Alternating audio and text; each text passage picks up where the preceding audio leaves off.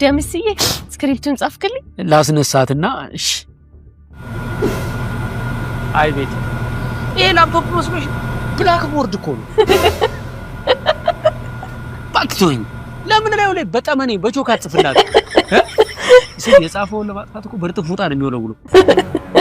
ኧረ በእናትህ ይሄ ላፕቶፕ በተነሳ ቁጥር እኛን ከሰፈር ሰው ጋር እያቀያየመን ነው። ሰው በርበሬና ጌሾ ይዞ መጥቶ ለምንድን ነው የማትፈጩልን? ድምጹን እየሰማ ነው ይላል። እንዴ ወይ ላፕቶፑን በደንብ ልጠቀምበት ካልክ ለምን ስክሪኑን ነቅለ መስኮት ለምን አታረገውም? በእናትህ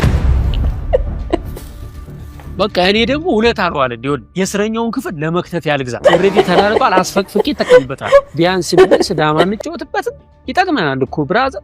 ምን 100 አያገለግልም ማለት ነው። አበዛው አንተ ሲይ አንሳል ዳማ በሚጫወትበት የምር ግን እያንዳንዱ ፊደል እንደዚህ ወቅረኸው እሸቱ ብለህ ጻፍልኝ ብትለው ስንቀን ይፈጅበታል። በእናትህ ቼክ አድርጎ እስቲ። ባትሪው እኮ ነው ያስቸገረኝ። በጣም ምርጥ እኮ ጽፌያለሁ። ዘላለም ኦክሲጅን ላይ እቺ ላፕቶፕ እኮ ከቻርጀሩ ጋር ያላት ግንኙነት የቴክኖሎጂ ሳይሆን የትብት ነው። ገመዱ እንደተቆረጠ ነፍሱ ይወጣል። እና እንደዚህ ካልኩ አታሰራልኝ ዝም ብለህ ከምትተረበኝ እና በደሞዝ አታሰራውም እንዴ? ወይ ደሞዝ ባክን ይስራው ሁሉ ተወው። አዲስ ነገር አታመጡ ምናምን ያለ ጭቅጭቁን ጭቅላቴ ሊፈነዳ እና ከዘመኑ ጋር ካልሄድክ ምን ይደረጋል?